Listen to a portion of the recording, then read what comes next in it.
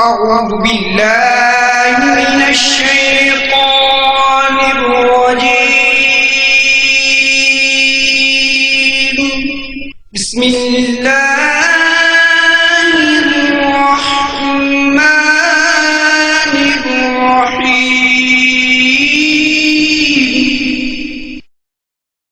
وفاقی وزارت برائے مذہبی امور کی طرف سے جاری کردہ مکتوب کا اردو خلاصہ. دعوت اسلامی ایک غیر سیاسی پرامن سب سے بڑی مذہبی تحریک ہے جو کہ ملک اور بیرون ملک قرآن و سنت کے مطابق اسلام کا پیغام عام کرنے میں مصروف عمل ہے. یہ تحریک مکمل غیر سیاسی ہونے کے ساتھ ساتھ انتہا پسندی اور دہشت گردی سے پاک ہے. وفاقی وزارت برائے مذہبی امور اس تحریک کے نیکی کی دعوت عام کرنے کے انداز اور اس سے متعلق دیگر تمام امور سے مطمئن ہے.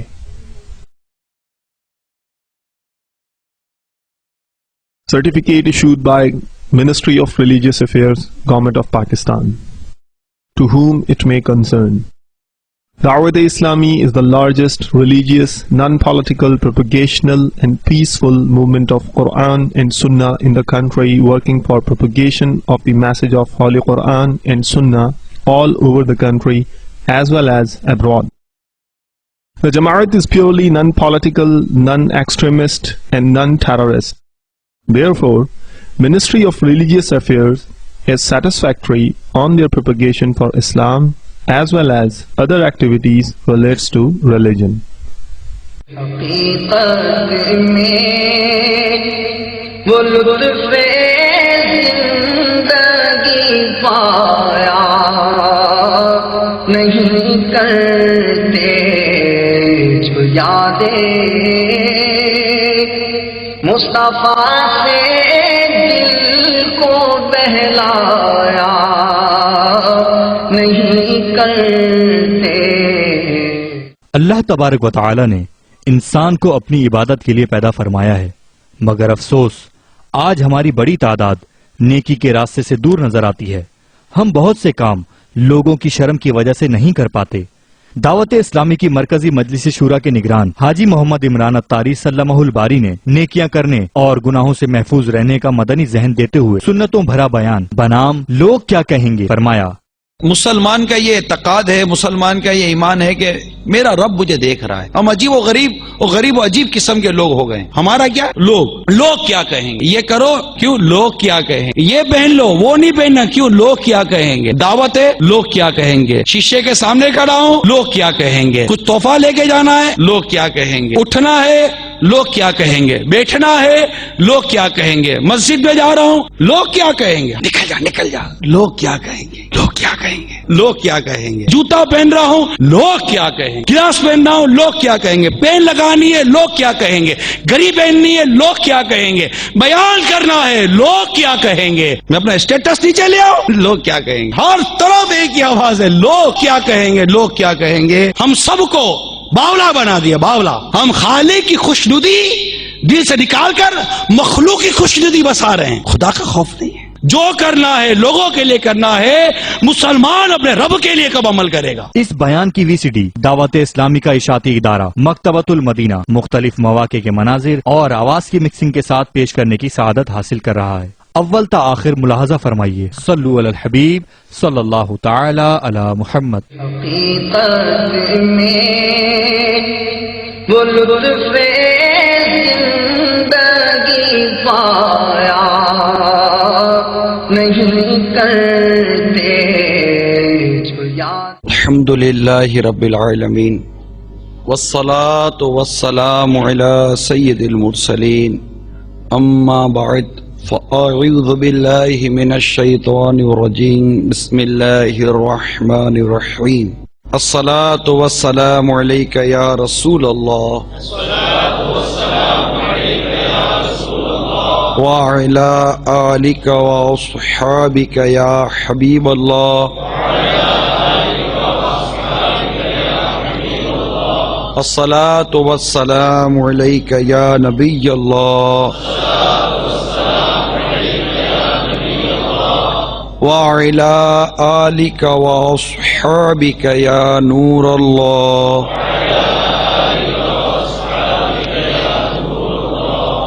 نويت سنة الاعتکاف. سرکار مدینہ راحت قلب و سینہ فیض گنجینہ صاحب معطر پسینہ باعث نزول سکینہ صلی اللہ تعالی علیہ وآلہ وسلم کا فرمان علی شان ہے، جو کہ مجھ پر ایک مرتبہ درود پاک پڑھتا ہے اللہ تعالی اس پر 10 رحمتیں نازل فرماتا ہے، اس کے 10 گناہ معاف فرماتا ہے اور اس کے 10 درجات کو بلند فرماتا ہے. صلو علی الحبیب صلی اللہ تعالی وسلم. جمادی الاولیٰ 1431 سن ہجری کی یہاں عرب امارات میں 9ویں شب ہے. حسب معمول دعوت اسلامی کا سنت و برا ہفتہ وار اجتماع دبئی میں مسجد البر میں جاری ہے. حضرت سیدنا فاروق اعظم رضی اللہ تعالی عنہ کے مبارک زمانے میں ایک نوجوان بہت متقی اور عبادت گزار تھا. سیدنا فاروق اعظم رضی اللہ تعالی عنہ بھی اس کی عبادات پر تعجب کیا کرتے تھے. وہ نوجوان نماز عشاء مسجد میں ادا کرنے کے بعد اپنے بوڑھے والد کی خدمت کرنے کے لیے جایا کرتا تھا. راستے میں ایک خوبصورت اور حسین عورت اسے اپنی طرف بلاتی اور اسے چھیڑتی تھی، مگر یہ نوجوان اس حسین و جمیل نوجوان عورت کی طرف توجہ نہیں کرتا، نگاہیں جھکائے وہاں سے گزر جایا کرتا. آخر کار ایک دن وہ نوجوان شیطان کے ورغلانے پر اور عورت کی برائی کی دعوت دینے پر وہ برائی کے ارادے سے آگے بڑھا. لیکن جو ہی وہ نوجوان دروازے پر پہنچا اسے سورہ اعراف جو 9ویں پارے میں کی آیت نمبر 201 میں آیت موجود ہے، ان الذین اتقوا اذا مسهم طائف من الشیطان تذکروا فاذا هم مبصرون.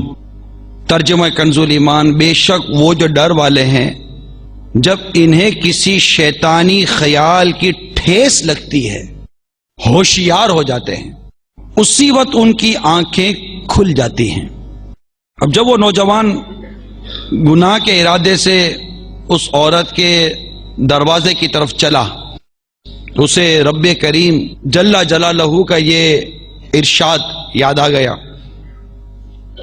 اس آیت پاک کے یاد آتے ہی اس کے دل میں اللہ تبارک و تعالی کا خوف اس قدر غالب ہوا کہ بے ہوش ہو کر زمین پر گر گیا.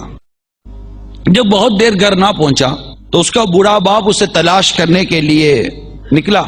جب اس مقام پر پہنچا جہاں اس کا بیٹا بے ہوش ہے تو لوگوں کی مدد سے اٹھوا کر وہ گھر لے آیا. اب نوجوان بیٹے کے ہوش آنے پر باپ نے تمام واقعہ دریافت کیا. نوجوان نے پورا واقعہ بیان کر دیا. اب واقعہ بیان کرتے ہوئے جب نوجوان نے اس سورہ اعراف کی اسی آیت کریمہ کو دہرایا تو ایک مرتبہ پھر خوف خدا عز و جل اس شدت سے اس پر غالب ہوا کہ اس نے زوردار چیخ ماری اور اس کا دم نکل گیا. خوف خدا عز و جل کے سبب اس کا انتقال ہو گیا. راتوں رات اسے غسل و کفن و دفن کا انتظام کر لیا گیا. صبح جب یہ واقعہ فاروق اعظم رضی اللہ تعالی عنہ کی خدمت میں پیش کیا گیا تو آپ اس کے والد کے پاس تعزیت کے لیے تشریف لے گئے. آپ نے اسے فرمایا کہ ہمیں اطلاع دے دیتے ہم بھی جنازے میں شریک ہو جاتے. والد صاحب نے عرض کی امیر المومنین آپ کے آرام کا خیال تھا اس وجہ سے آپ کو اطلاع نہ دی. آپ نے ارشاد فرمایا مجھے اس نوجوان کی قبر پہ لے چلو. وہاں جب اس نوجوان کی قبر پر فاروق اعظم رضی اللہ تعالی عنہ پہنچے تو سورہ رحمان کی 46 نمبر آیت آپ نے تلاوت کی. وَلِمَنْ خَافَ مَقَامَ رَبِّهِ جَنَّتَانِ، ترجمہ کنز الایمان، اور جو اپنے رب کے حضور کھڑے ہونے سے ڈرے اس کے لیے 2 جنتیں ہیں. سیدنا فاروق اعظم رضی اللہ تعالی عنہ نے جب اس نوجوان کی قبر پر پہنچ کر یہ آیت کریمہ تلاوت کی تو قبر میں سے اس نوجوان نے بلند آواز کے ساتھ پکارا، یا امیر المومنین، بے شک میرے رب نے مجھے 2 جنتیں عطا فرمائی ہیں. صلو علی الحبیب صلی اللہ تعالی علی محمد. جب قرآن کی بات ہو، نیکی کی دعوت ہو، حدیث پاک بیان ہو رہی ہو، نیکی کی دعوت دی جا رہی ہو، اور مسلمان جب اللہ عز و جل اس کے پیارے رسول کا ارشاد سننے کے لیے جمع ہوں تو انہیں چاہیے کہ وہ توجہ کے ساتھ صرف درس و بیان سنیں. تو ایسا کوئی کام اجتماع میں، نہ صرف یہاں، جہاں بھی آپ اجتماع وغیرہ میں جائیں، درس میں بیٹھے، بیان میں بیٹھیں، جب قرآن و حدیث کی بات ہو تو توجہ کے ساتھ، ہو سکے تو سر کو جھکا کر، یہاں وہاں دیکھ کر بھی نہیں، ہو سکے تو سر کو جھکا کر توجہ کے ساتھ نگاہیں نیچی کرے، ہو سکے تو با ادب 2 زانو ہو کر بیٹھ جائیں، جتنا بیٹھ سکتے ہیں. تھک جائیں تو پھر جیسا چاہیں بیٹھ جائیں. تو جس سے ہو سکے 2 زانو بیٹھے، با وضو بیٹھے، مسجد میں بیٹھا ہے اعتکاف کی نیت کرے اور توجہ کے ساتھ درس و بیان سنے، اور اللہ کی بارگاہ میں دعا کر کر بیٹھے کہ یا اللہ میں یہاں تک پہنچا تیری توفیق سے، میرے قلب کو تیری طرف پھیرنا یہ تیرے دست قدرت میں. صلو علی الحبیب. میٹھے میٹھے اور پیارے پیارے اسلامی بھائیوں، اب بھی بڑی سبق آموز حکایت آپ نے سماعت کی، اور اس نوجوان کا خوف خدا دیکھا، آپ نے تقوی اور پرہیزگاری دیکھی کہ عبادت میں مصروف رہتا، اور وہاں سے جب یہ گھر جاتا تو نوجوان خوبصورت عورت اسے اپنی طرف بلاتی، مگر اس نگاہیں نیچی رکھنے کی اس کی عادت تھی.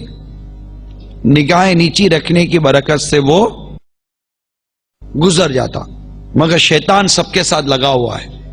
شیطان نے اس کو بھی ورغلایا، عورت اس کے پیچھے پڑی رہی. آخر کار وہ چل پڑا اور اسے اپنے رب کا ارشاد یاد آیا، قرآن پاک کا فرمان یاد آیا، اور اس فرمان سے اس کے دل کو چوٹ لگی اور وہ خوف خدا عز و جل کے سبب بے ہوش ہو گیا، اور یہی خوف خدا اس کے انتقال کا سبب بنا.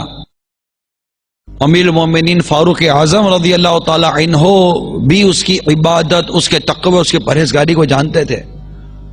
پھر ایسا محسوس ہوتا ہے کہ فاروق اعظم رضی اللہ تعالی عنہ اس بات کا بھی ادراک کر چکے تھے کہ اس نوجوان کا انتقال خوف خدا عز و جل کے سبب سے ہوا، کہ آپ نے اس کی قبر پہ جا کر اس آیت کریمہ کی تلاوت کی جس کا تعلق خوف خدا سے تھا.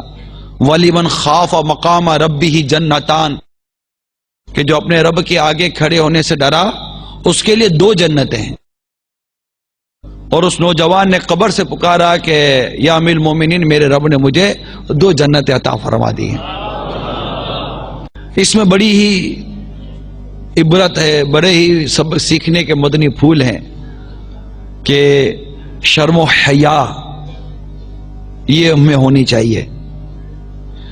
گناہ کی طرف ہم تو خود بھاگتے ہیں، اور ایسے مقام پر جانے کا ہمارا بڑا جی چاہتا ہے جہاں بدنگاہیاں ہوں، جہاں مطلب کہ حسن و جمال کے نظارے ہوں، جہاں موسیقی ہو، جہاں تفریح ہو، تھوڑی موج مستی، جس کو ہمارے ہاں عام لینگویج میں کہتے ہیں، تھوڑی موج مستی ہونی چاہیے. تو میٹھے اسلامی بھائی، خوف خدا کا تقاضا کچھ اور ہے.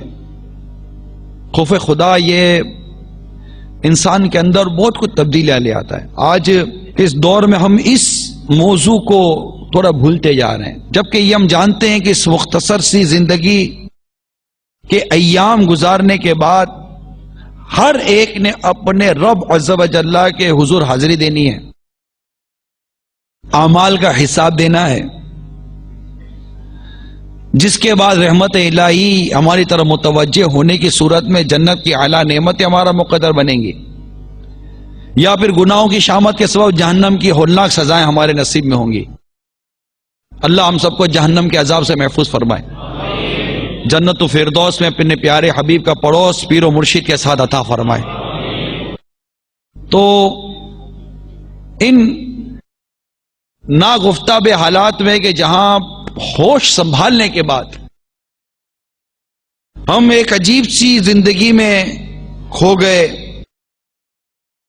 اور خوف خدا عز و جل جو کہ یوں سمجھیے کہ ایک بنیاد ہے، اللہ کا خوف یہ ایک بنیاد ہے. اس موضوع کو بیان کرنے کی آج چند وجوہات بھی پیش نظر، ہر دفعہ کوئی نہ کوئی وجہ تو پیش نظر ہوتی ہے. یہ اتنا اہم موضوع ہے میٹھے اسلامی بھائیوں کہ اگر خوف خدا نصیب ہو جائے نا تو یوں سمجھیے کہ ہمارا سارا نظام بہتر ہو جائے. کہ مسلمان کا یہ اعتقاد ہے، مسلمان کا یہ ایمان ہے کہ میرا رب مجھے دیکھ رہا ہے، اللہ مجھے دیکھ بھی رہا ہے، اللہ مجھے سن بھی رہا ہے. ٹھیک ہے، اب یہ اعتقاد اپنے ذہن میں رکھتے ہوئے، اور ہے مسلمان کا اعتقاد ہے، مسلمان کا ایمان ہے کہ میرا رب مجھے دیکھ بھی رہا ہے، میرا رب مجھے سن بھی رہا ہے. خوف خدا کا مطلب کیا؟ اللہ تعالی کی بے نیازی، کہ وہ بے نیاز ہے. اللہ الصمد، اللہ بے نیاز ہے، ہم نیاز مند ہیں. خوف خدا کا مطلب یہ ہے کہ اللہ تعالیٰ کی بے نیازی، اس کی ناراضگی، اس کی گرفت، اس کی طرف سے دی جانے والی سزاؤں کا سوچ کر انسان کا دل گھبراہٹ میں مبتلا ہو جائے. یہ ہے خوف خدا عز و جل کا مطلب، کہ اللہ بے نیاز ہے، ہم نیاز مند ہیں. ہماری عبادت نہ اللہ تبارک و تعالیٰ کی کبریائی میں کوئی اضافہ کر سکتی ہے کہ وہ بڑا ہے، نہ ہمارا کوئی گناہ اللہ تبارک و تعالیٰ کو نقصان پہنچا سکتا، وہ بے نیاز ہے. ہم اس کے محتاج ہیں، وہ کسی کا محتاج نہیں ہے. ہم اللہ کے حضور سجدہ کر کے اپنے لیے رحمت حاصل کرنے کی کوشش کرتے ہیں. اگر ہم سب مل کر سجدہ کرنا بند کر دیں تو اللہ تعالیٰ کی ربوبیت پر کیا اثر پڑے گا؟ وہ بے نیاز ہے، اسے ہماری عبادت کی حاجت نہیں، ہمیں اس بات کی حاجت ہے کہ ہم اس کی عبادت کریں. پھر اس کی ناراضگی کا خوف کہ اللہ تبارک و تعالیٰ کا ناراض ہو گیا تو میرا کیا بنے گا. اس نے جو گناہوں کے لیے، گناہوں کے سبب اپنے گناہگار بندوں کے لیے جو سزائیں رکھی ہیں اس کا تصور، اور ان تمام چیزوں کو سوچ کر بندے کے دل میں جو گھبراہٹ پیدا ہوتی ہے تو کہتا ہے کہ یار اس کے دل میں ایک خوف خدا، ایک خوف کی کیفیت پیدا ہوئی، اللہ کے ڈر کی کیفیت پیدا ہوئی. اب اگر ہم تھوڑا سا غور کرتے ہیں، اس تعریف کو بھی آپ غور سے سمجھنے کی کوشش کریں کہ یہ کتنا اہم موضوع خوف خدا. اگر کسی کو خوف خدا نصیب ہو جائے، اللہ کی ناراضگی کا خوف نصیب ہو جائے کہ میرا رب مجھ سے ناراض ہو گیا تو میرا کیا بنے گا، میرا رب بے نیاز ہے، میں جن گناہوں کے عادتوں میں مبتلا ہوں، اگر ان گناہوں پر میرے رب نے گرفت فرمائی اور مجھے جہنم کا عذاب دے دیا، قبر کا عذاب دے دیا تو میرا کیا بنے گا. اب میں جو گناہ کر رہا ہوں، میں جو عمل کر رہا ہوں، کیا وہ عمل کرتے وقت میرا رب مجھے دیکھ رہا ہے؟ یقیناً دیکھ رہا ہے. اب میرا رب میری گرفت پر قادر ہے؟ یقیناً قادر ہے، گرفت کر لے گا. گرفت کرنے کے بعد کیا میرا رب مجھے سزا دینے پر قادر ہے؟ بالکل سزا دینے پر قادر ہے، سزا بھی دے گا. جب یہ ساری چیزیں ہمارے پیش نظر ہوں کہ اس کا دیکھنا ہمارے بالکل پیش نظر ہو، اس کا گرفت کرنا ہمارے یقیناً پیش نظر ہو، اس کا سزا دینا یقیناً ہمارے پیش نظر ہو، اور یہ بھی پیش نظر ہو کہ وہ بے نیاز ہے، تو انسان گناہ سے باز آ جاتا ہے، بدعمالی سے باز آ جاتا ہے. کیوں؟ کہ ہم گناہ اس وقت کرتے ہیں جس وقت کوئی دیکھ نہ رہا ہو. اب جب یہ تصور بن گیا کہ میرا رب دیکھ رہا ہے تو گناہ سے بچے گا. اچھا، اب ایسے بھی لوگ ہیں کہ جو گناہ کرتے ہیں جبکہ لوگ دیکھ رہے ہوتے ہیں.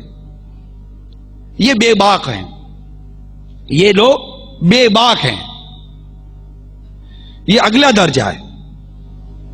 ان کا خوف خدا انتہائی ضعیف ہے، انتہائی کمزور ہے. خوف کی 3 قسمیں بیان ہوتی ہیں خوف خدا کی: ضعیف، معتدل اور قوی زیادہ. خوف خدا معتدل ہونا چاہیے. مثال کے طور پر جیسے خوف خدا کو ہمارے بزرگوں نے ایک لگام کی مثال دی. خوف خدا ایک لگام ہے، ایک زبردست کوڑا ہے. نفس ایک سرکش جانور ہے. اگر جانور کو کوڑا اتنا آہستہ مارے کہ اس پر کوئی فرق ہی نہ پڑے تو کیا مارنا نہ مارنا برابر ہے. اتنا زور سے مارا کہ زخمی ہو گیا اور بیٹھ گیا تو بھی نقصان دہ. تو ایسا کوڑا مارا جائے جس سے نہ وہ زخمی ہو نہ وہ بیمار ہو بلکہ اس کی رفتار بھی تیز ہو جائے. اس کو کہتے ہیں معتدل، درمیانہ راستہ. لیکن جو پہلا طبقہ ہے جو خوف کی بات تو کرتا ہے لیکن ہے بے باک، اس کو زیادہ غور کرنا ہے کہ میں ایسا کیسا بے باک ہو گیا کہ اللہ سے بھی حیا گئی اور اللہ کے بندوں سے بھی حیا گئی،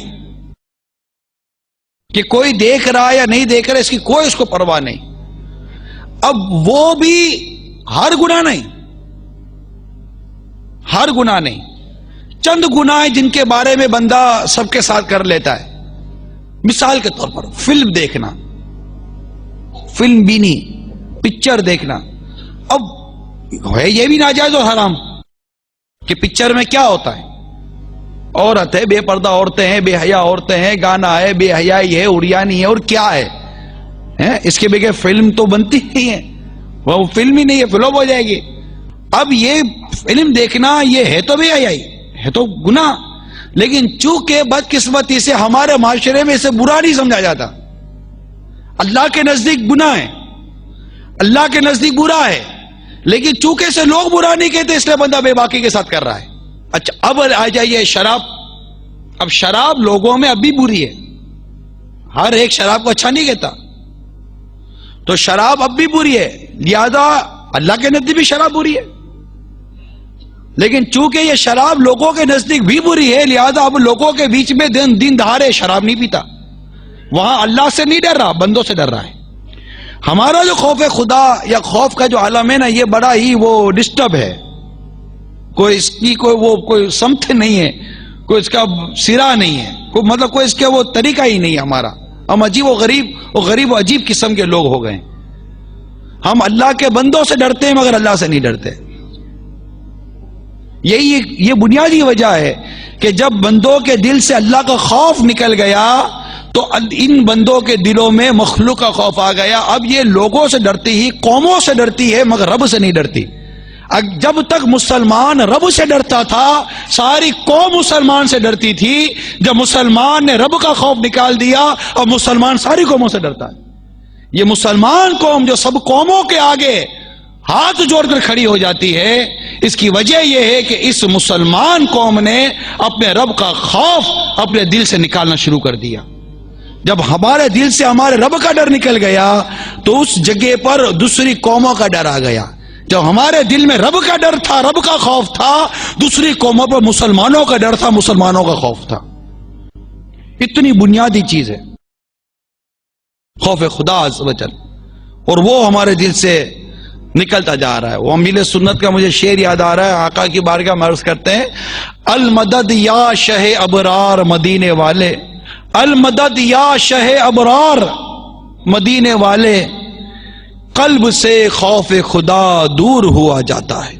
تو میں کچھ خوف خدا کی جو ہماری جو کیفیات ہیں میں تھوڑا اس کا تجزیہ پیش کرنا چاہ رہا تھا، پھر انشاءاللہ مزید اس موضوع کو لے کر آگے بڑھتا ہوں.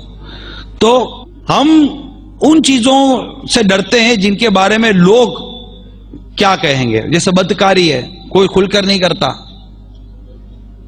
لوگ کیا کہیں گے، اللہ کیا کہے گا، اللہ کیا فرمائے گا.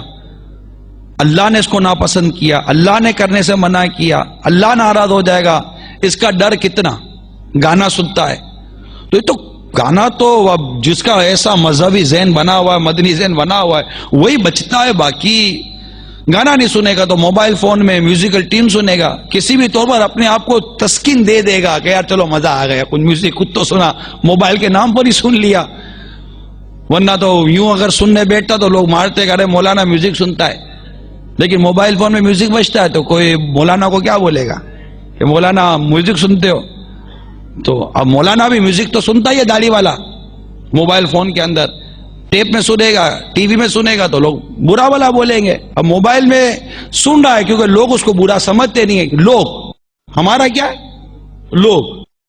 اللہ نے منع کیا ہے، اللہ ناراض ہو جائے گا، اللہ کو برا لگے گا، اس کو کون سوچتا ہے؟ لوگ کیا کہیں گے، لوگ کیا کہیں گے، بس لوگ کیا کہیں گے، لوگ کیا کہیں گے. یہ کرو ٹھیک ہے، یہ نہیں کرنا کیوں؟ لوگ کیا کہیں گے. وہ کر لو، یہ نہیں کرنا کیوں؟ لوگ کیا کہیں گے. یہ پہن لو، وہ نہیں پہننا کیوں؟ لوگ کیا کہیں گے. تو ہمارا جو ذہن ہے نا وہ یہ لوگ کیا کہیں گے، لوگوں کی ناراضگی، لوگوں کی پسند، لوگوں کی چاہت، لوگوں کو اچھا لگنا، لوگوں کو برا لگنا، یہ سب کچھ ہمارے پیش نظر ہو چکا ہے. لوگ کیا کہیں گے، لوگ کیا کہیں گے، لوگ کیا کہیں گے. میرے مصطفیٰ پر کیا بیتے گی، میرے رب عز و جل کو یہ بات بری لگے گی، اچھی لگے گی. اس معاملے میں مسلمان سوچتا ہے نہیں سوچتا، اس کا فیصلہ آپ بھی کر لیجئے. البتہ یہ ضرور سوچتا ہے لوگ کیا کہیں گے. دعوت ہے، لوگ کیا کہیں گے. بارات ہے، لوگ کیا کہیں گے. شیشے کے سامنے کھڑا ہوں، لوگ کیا کہیں گے. دسترخوان پر ہوں، لوگ کیا کہیں گے. مہمان گھر پر آ رہے ہیں، لوگ کیا کہیں گے. کچھ تحفہ لے کے جانا ہے، لوگ کیا کہیں گے. اٹھنا ہے، لوگ کیا کہیں گے. بیٹھنا ہے، لوگ کیا کہیں گے. مسجد میں جا رہا ہوں، لوگ کیا کہیں گے. مسجد سے باہر آ رہا ہوں، لوگ کیا کہیں گے. جوتا پہن رہا ہوں، لوگ کیا کہیں گے. چپل پہن رہا ہوں، لوگ کیا کہیں گے. گلاس پہن رہا ہوں، لوگ کیا کہیں گے. پین لگانی ہے، لوگ کیا کہیں گے. گھڑی پہننی ہے، لوگ کیا کہیں گے. بیان کرنا ہے، لوگ کیا کہیں گے. ہر طرف ایک ہی آواز ہے، لوگ کیا کہیں گے، لوگ کیا کہیں گے، لوگ کیا کہیں گے. یہ مسلمان کیوں نہیں سوچتا کہ میرے رب نے اس معاملے میں کیا فرمایا ہے؟ ہم یہی کیوں سوچتے ہیں کہ لوگ کیا کہیں گے، لوگ کیا کہیں گے، لوگ کیا کہیں گے، لوگ کیا کہیں گے. آج آپ کے منہ پر اچھا کہیں گے، پیچھے پیچھے برائی کریں گے. لوگ کیا کہیں گے. خوشامد کریں گے، لوگ کیا کریں گے. جھوٹی تعریفیں کریں گے، لوگ کیا کہیں گے. حسد کریں گے، لوگ کیا کہیں گے. غیبتیں کریں گے، لوگ کیا کہیں گے. مگر ہمارا ایک ہی نعرہ ہے، لوگ کیا کہیں گے. جو کرنا ہے لوگوں کے لیے کرنا ہے. مسلمان اپنے رب کے لیے کب عمل کرے گا؟ لوگ کیا کہیں گے. یعنی ہم خالق کا خوف دل سے نکال کر مخلوق کا خوف بسا رہے ہیں. ہم خالق کی خوشنودی دل سے نکال کر مخلوق کی خوشنودی بسا رہے ہیں کہ مخلوق کیا کہے گی. عطر لگانی ہے، خوشبو لگانی ہے، لوگ کیا کہیں گے. ہے نا؟ گھر میں پردے لگانے ہیں، لوگ کیا کہیں گے. کارپیٹ بچھانا ہے، مجھے اچھا لگ رہا ہے اس لیے نہیں بچھا رہا ہوں، لوگ کیا کہیں گے. مکان لینا ہے، مجھے اچھا لگ رہا ہے اس لیے نہیں لے رہا ہوں، لوگ کیا کہیں گے.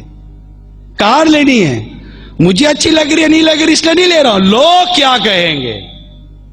ایک ہی آواز ہے، لوگ کیا کہیں گے، لوگ کیا کہیں گے. اس لوگ کیا کہیں گے کہ آواز نے ہم سب کو باولا بنا دیا، باولا، پاگل بنا دیا. ہر سمجھے کی چیزیں لوگ کیا کہیں گے. سود کا اتنا بڑا محل کھڑا کر دیا، کہہ رہے سود سے جان چھڑاؤ، تھوڑا غریب ہو جاؤ، لوگ کیا کہیں گے. رشوت کا لین دین بند کر دو، تھوڑے غریب ہو جاؤ، آواز آئے گی لوگ کیا کہیں گے.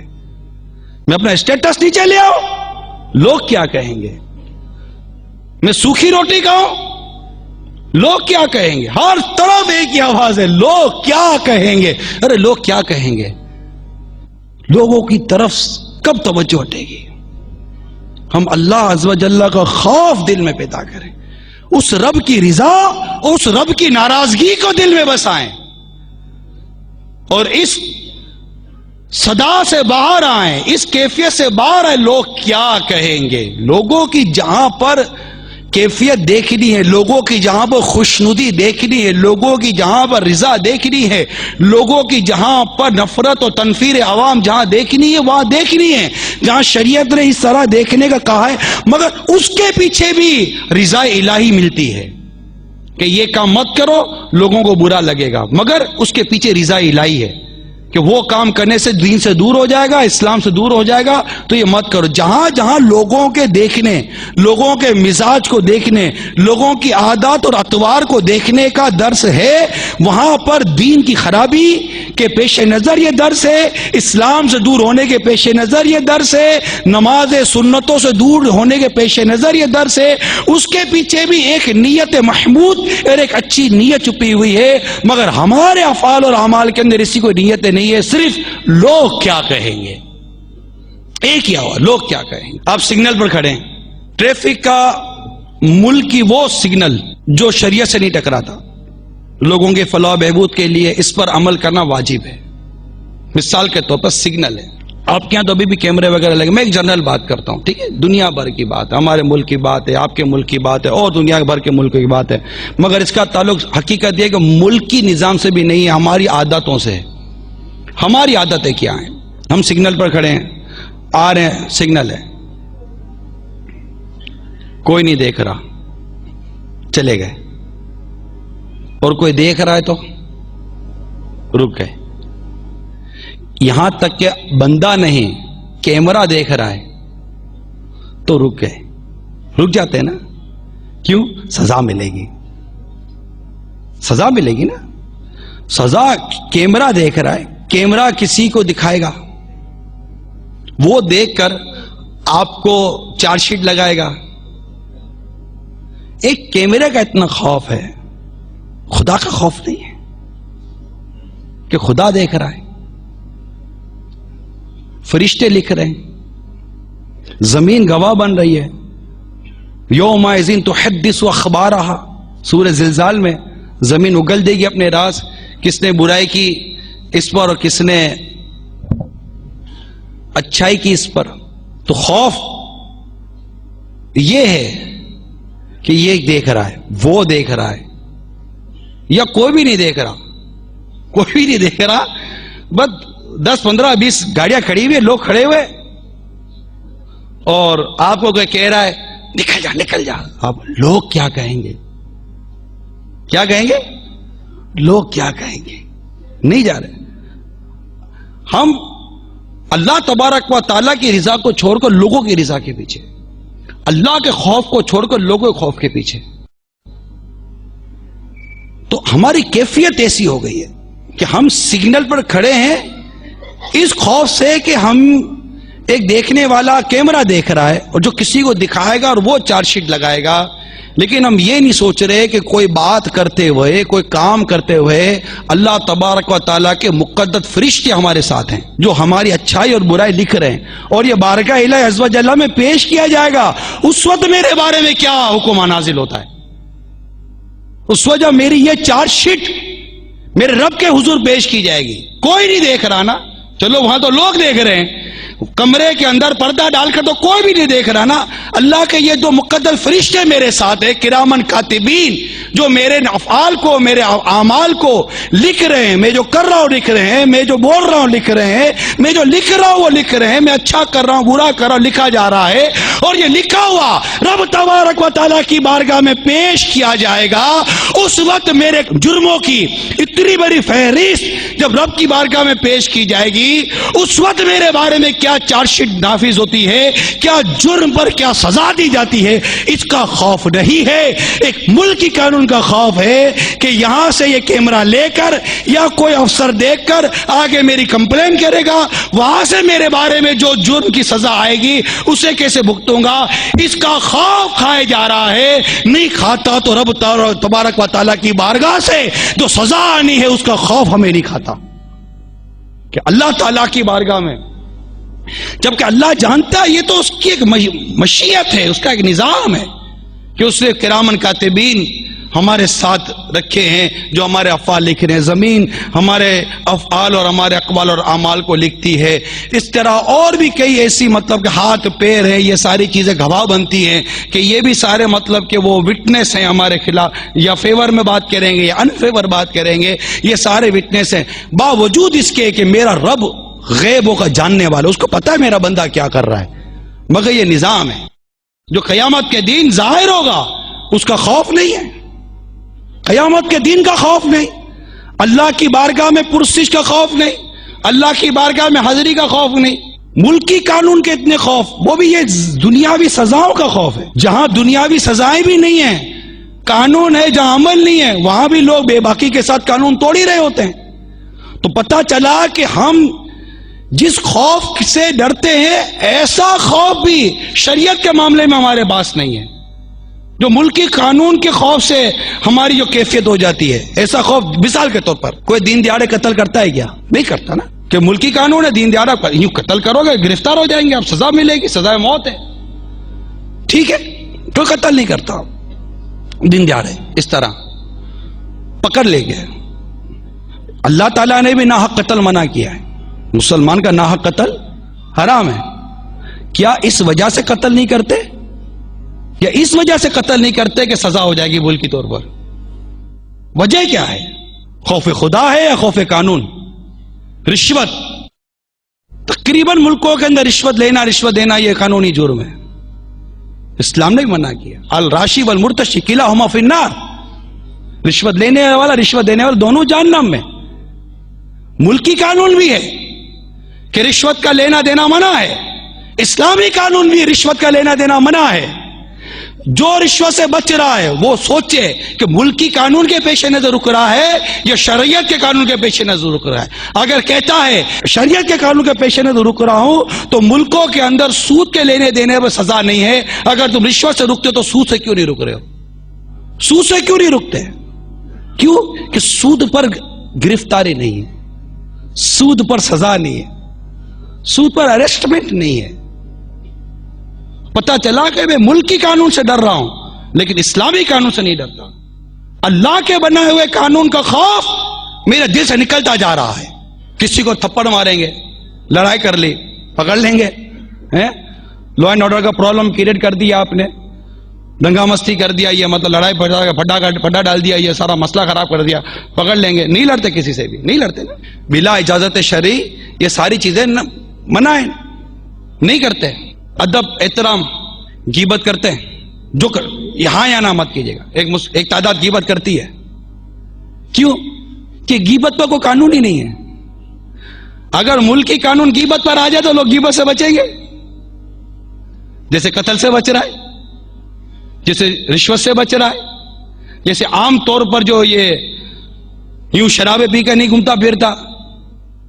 بھائی باہر شراب پیتے ہو تو قانون پکڑے گا، چپ کر شراب پیتے ہو تو کوئی نہیں پکڑے گا. مگر اسلام کا قانون باہر پیو یا چپ کر پیو، اسلام کا قانون تو پکڑتا ہے نا. اگر اسلام کے قانون سے اللہ کا خوف دل کے اندر ہے تو چپ کر پیو یا ظاہر پیو، دونوں صورتوں میں ناجائز اور حرام رہا تو شراب سے کیوں نہیں بچ رہے ہو؟ اس طرح صرف کمپیریٹیو گفتگو کر رہا ہوں، تقابل کر رہا ہوں تاکہ ہم جانیں کہ ہمارے ایمان کی کیفیت کیا ہے، خوف خدا عز و جل کی کیفیت کیا ہے ہمارے اندر.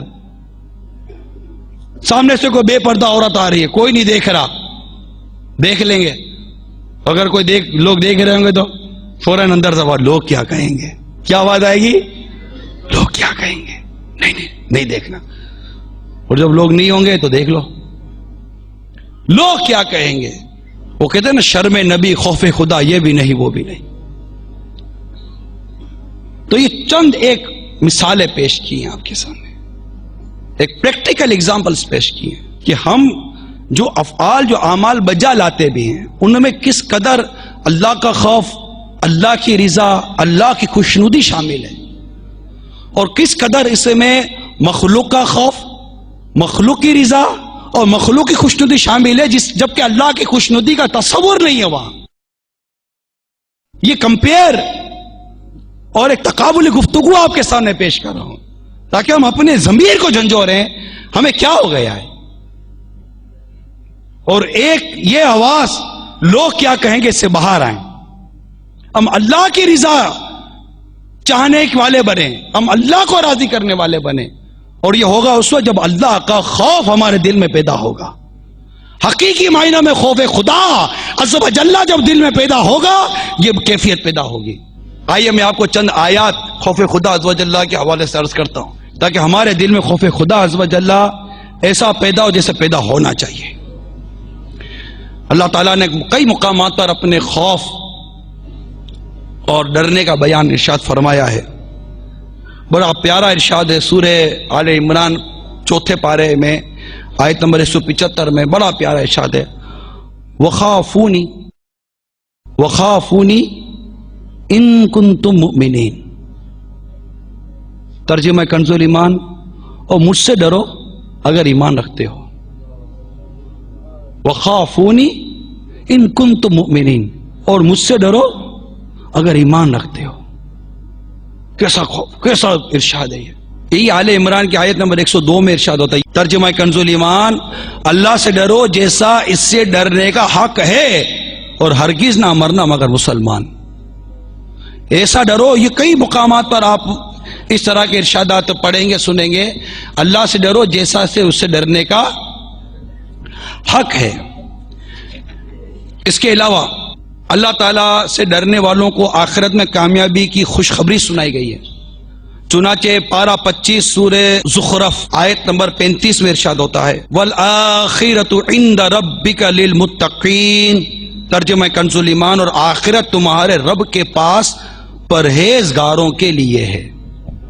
سورہ حجر پارہ 14 کی آیت نمبر 45 میں ارشاد ہوتا ہے ان المتقین فی جنات وعیون. ترجمہ کنز ایمان، بے شک ڈر والے باغوں اور چشموں میں ہیں.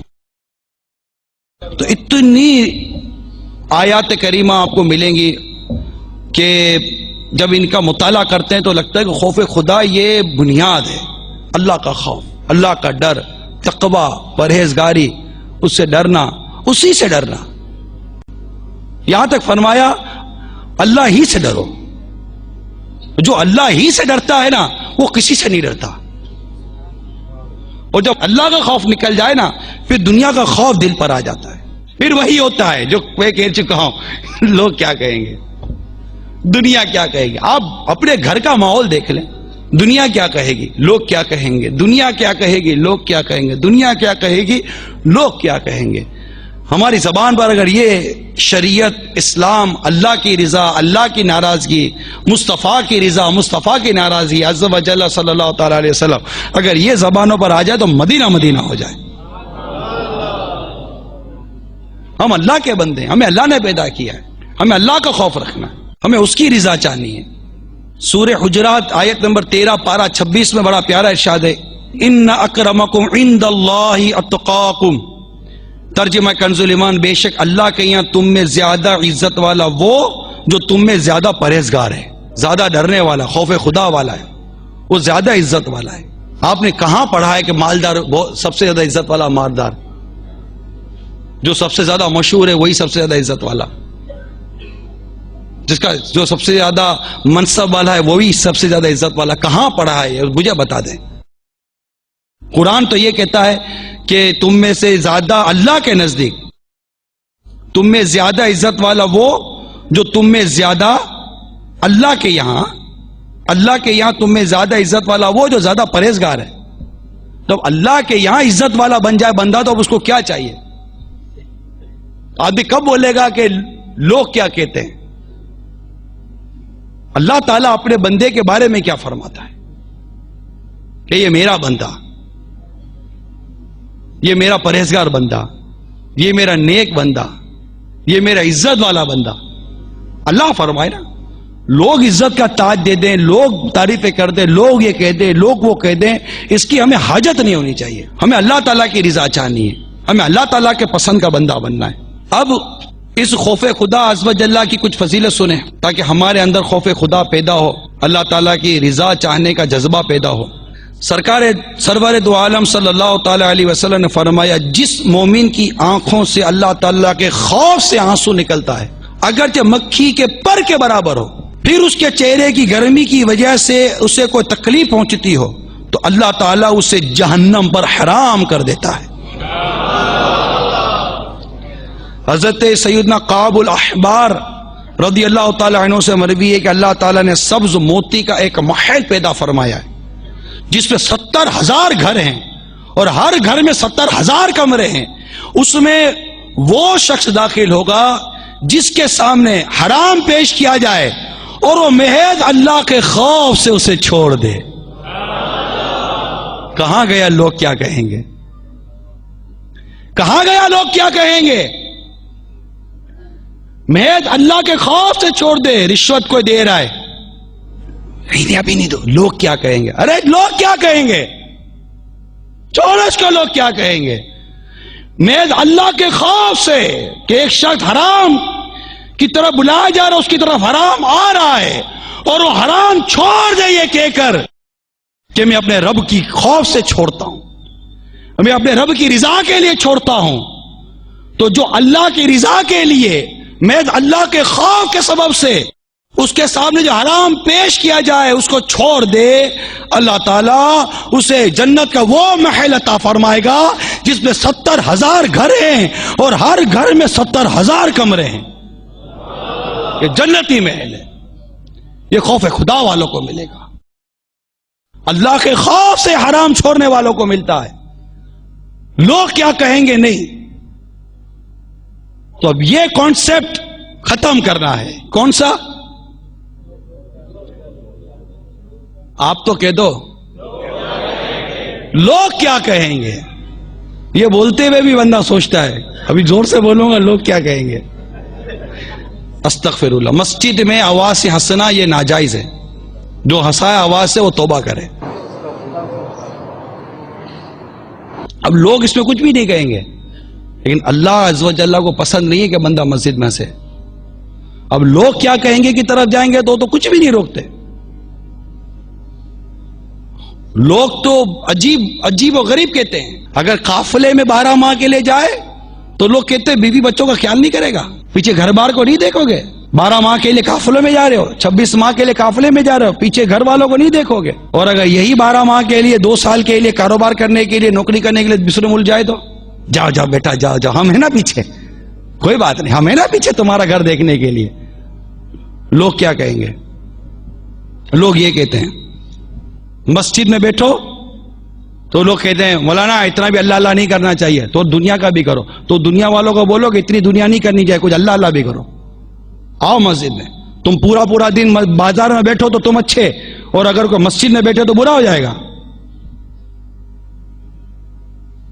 اعتدال رکھے، میانہ روی رکھے. اور ویسے بھی جتنا جہاں رہنا اتنی وہاں کی تیاری کرو، جتنا دنیا میں رہنا اتنی دنیا کی تیاری، جتنا آخرت کا سفر اتنی آخرت کی تیاری. عقل مند کون؟ اللہ کا ذکر زیادہ کرنے والا عقل مند، یا اللہ کے ذکر سے جو غافل ہے وہ عقل مند؟ عقل مند کون؟ عقل مند تو وہی ہے کہ جہاں جتنا رہنا اتنی وہاں کی تیاری کرتا ہے. آپ یہاں آئے مگر آپ یہاں کے نہیں ہیں، ایک تعداد ہے جو یہاں کی نہیں ہے. یہاں آپ کا رہنے کا انداز اور ہے، مگر جہاں سے آئے ہیں نا وہاں کے لیے سوچ اور ہے. آپ یہاں پر کما رہے ہو مگر یہاں کے لیے نہیں، وہاں کے لیے. آپ کما یہاں رہے، رہ یہاں رہے، لیکن یہاں کے لیے نہ رہ رہے، نہ یہاں کے لیے جی رہے، نہ یہاں کے لیے کما رہے، نہ یہاں کے لیے کھا رہے. یہ جو کچھ کر رہے سب وہاں کے لیے کر رہے ہیں جہاں سے آپ آئے ہیں. جہاں سے آپ آئے وہاں کے لیے کر رہے ہیں. یہ عرب امارات میں رہنے والوں اور دنیا کے دوسرے ممالک میں ایک ملک چھوڑ کر دوسرے ملک میں سفر کر کے جانے والوں، آپ جس ملک میں رہ رہے ہو اس ملک کے لیے کچھ نہیں کر رہے اپنے لیے، آپ اس کے لیے کر رہے ہو جہاں آپ نے لوٹ کر جانا ہے. جہاں آپ نے لوٹ کر جانا ہے. یہاں پر کر کسر سے ایسے جیتے ہو جیسے قید خانے میں بندہ جیتا ہے، لیکن اس جگہ کو بہتر بنا رہے ہو جہاں کو پتا ہے کہ لوٹ کے جانا ہے. یہاں کچھ دن کی زندگی قید و بند کی گزار لوں گا، لیکن گھر جا کر عیش و عشرت اور آرام کی زندگی گزاروں گا. یہ تصور یہاں کے لیے تو ہے، لیکن دنیا اور آخرت کے لیے تصور کیوں نہیں جمتا؟ اس آیت کریمہ کی طرف توجہ کیوں نہیں جاتی جب اللہ تبارک و تعالیٰ نے جو اپنے نیک بندوں کے لیے آیت کریمہ ہمیں عطا فرمائی، اور وہ جب کسی نیک اور نفس مطمئنہ شخص کا جب انتقال ہوتا ہے تو گویا کہ یہ تلاوتیں کی گئی ہیں، قرآن پاک میں تلاوت موجود ہے، اور یہ غیب سے یہ تلاوت اور یہ قرآن کی آیت سنی گئی ہے کہ جب اللہ تعالیٰ کا نیک بندہ نفس مطمئنہ والا جب دنیا سے جاتا ہے تو ارشاد ہوتا ہے یا ایتھا النفس المطمئنہ، یا ایتھا النفس المطمئنہ ارجعی لوٹا، اے مطمئن نفس لوٹا، ارجعی الی ربکی، لوٹا اپنے رب کی طرف، ارجعی الی ربکی راضیۃ مرضیہ، وہ تجھ سے راضی تو اس سے راضی، راضیۃ مرضیہ فادخلی فی عبادی، داخل ہو جا میرے بندوں میں، وادخلی جنتی، داخل ہو جا میری جنت میں۔ جو یہ آیت کریمہ نازل ہوئی، صدیق اکبر رضی اللہ تعالیٰ نے عرض کی بارگاہ رسالت صلی اللہ تعالیٰ علیہ وسلم نے، آقا یہ آیت کتنی پیاری ہے، میرے آقا صلی اللہ تعالیٰ علیہ وسلم ارشاد فرمایا ابو بکر جب آپ کا انتقال ہوگا فرشتے یہی آیت پڑھ رہے ہوں گے۔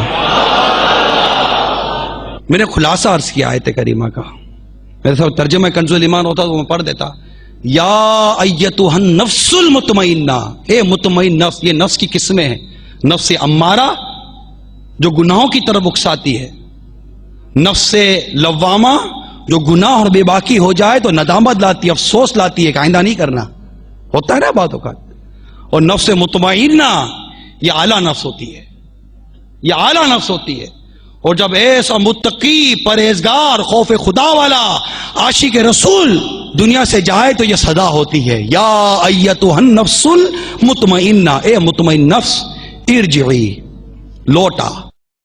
آپ نے قرآن پاک میں کئی جگہ پر پڑھا ہوگا، تمہیں اپنے رب کی طرف لوٹنا ہے، تمہیں اپنے ترجعون، تمہیں اپنی طرف کی طرف لوٹنا ہے، تمہیں تمہارے رب کی طرف لوٹنا ہے۔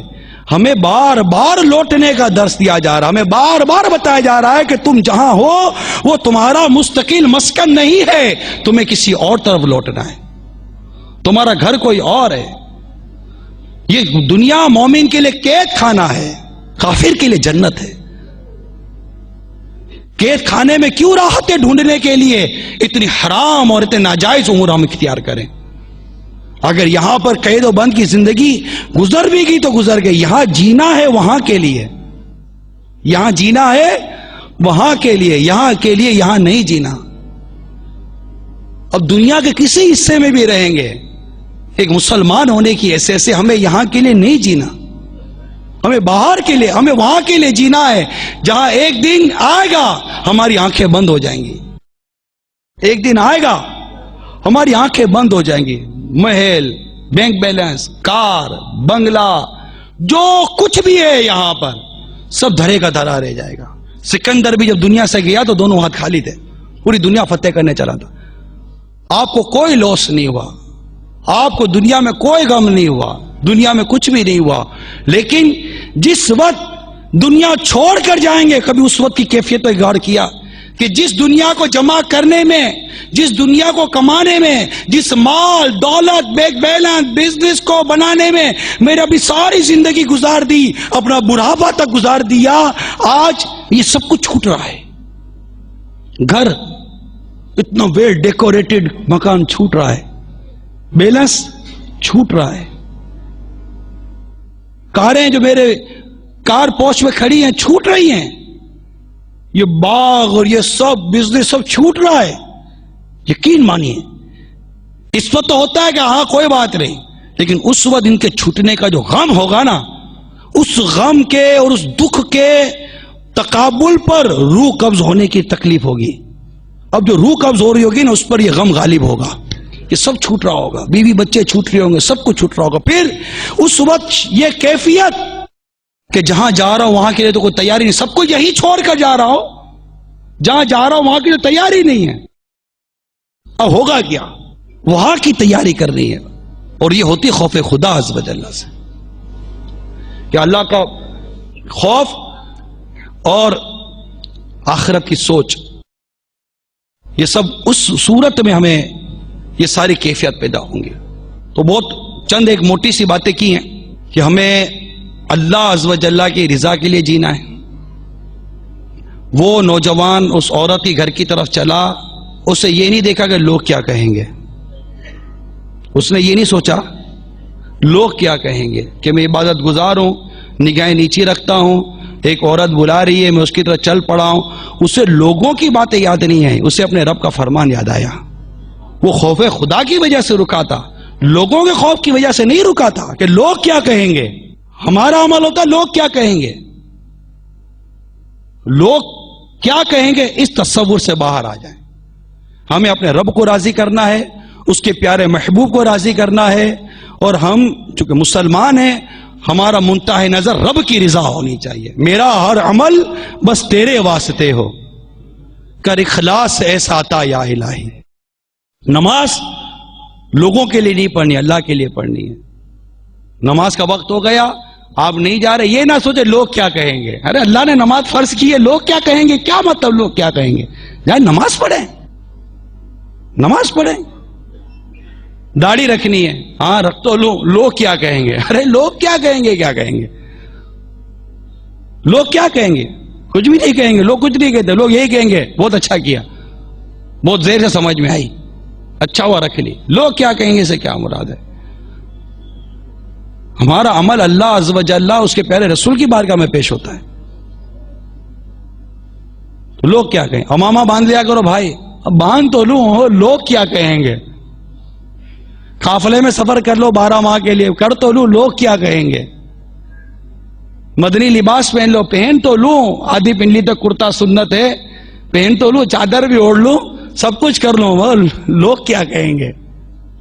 یہی اسی میں رہ گئے ہم لوگ, لوگ کیا کہیں گے. آؤ یار اس سے باہر آ جاؤ, اس سے باہر آ جاتے, یہ سوچنا چھوڑ دیتے لوگ کیا کہیں گے.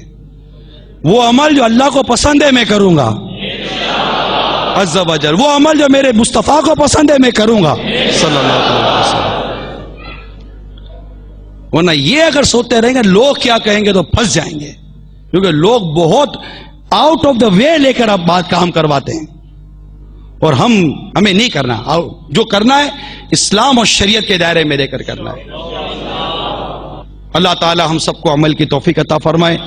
تو آپ مدنی قافلوں میں سفر کی نیت کریں, اجتماع میں حاضری مستقل نیت کریں, مدنی انعامات اور عمل کی نیت کریں, درس کی نیت کریں. آپ درس دیں گے تو آپ لوگ کیا کہیں گے, درس دوں گا تو لوگ کیا کہیں گے. اگر بالفعل کوئی 2 باتیں کرے گا بھی تو گلا بیٹھ جاتا ہے بول بول کے. یار کان کبھی بیٹھتا ہے, کبھی سنا ہے کہ کان بیٹھ گیا, گلا بیٹھ جاتا ہے. تو جو بولنے والا تو گلا بیٹھ جاتا ہے. آپ سننے کا اسٹیمنا پیدا کرو, اب سننے کا اسٹیمنا پیدا کرو, بولنے والوں کو چھوڑو. جبکہ ہم کام اللہ کی رضا, اس کے حبیب کی رضا اور شریعت کے مطابق کر رہے ہیں, خلاف شرع کام نہیں کر رہے. اب وہ شریعت کو جو محمود ہے, اب اس میں لوگوں کی رضا کہاں دیکھنی ہے, رب کی رضا کہاں دیکھنی ہے, ماں باپ کی رضا کہاں دیکھنی ہے, رشتہ داروں کی رضا کہاں دیکھنی ہے, پڑوسیوں کی رضا کہاں دیکھنی ہے, اعزا اقربا کی رضا کہاں دیکھنی ہے. یہ سب کچھ دیکھنے کے لیے ہمیں یہ نہیں دیکھنا کہ لوگ کیا کہیں گے, ہمیں یہ دیکھنا ہے کہ شریعت کیا کہتی ہے. ہمارے گھر میں دعوت ہے, بیٹی کی دعوت ہے, کھانا کھلانا ہے, مہمانوں کو بلانا ہے, جو کچھ بھی کرنا ہے, ہمیں یہ نہیں سوچنا کہ لوگ کیا کہیں گے. ہمیں یہ دیکھنا ہے شریعت کیا کہتی ہے. ہمیں کیا دیکھنا ہے, شریعت کیا کہتی ہے, میرا رب مجھے کیا فرماتا ہے, میرے مصطفیٰ صلی اللہ تعالی وسلم کی رضا کس کام میں. بس اسے چھوڑ دیں گے لوگ کیا کہیں گے. انشاءاللہ عز و جل اللہ تعالی ہم سب کو عمل کی توفیق عطا فرمائے. آمین بجاہ النبی الامین صلی اللہ تعالی علیہ وسلم.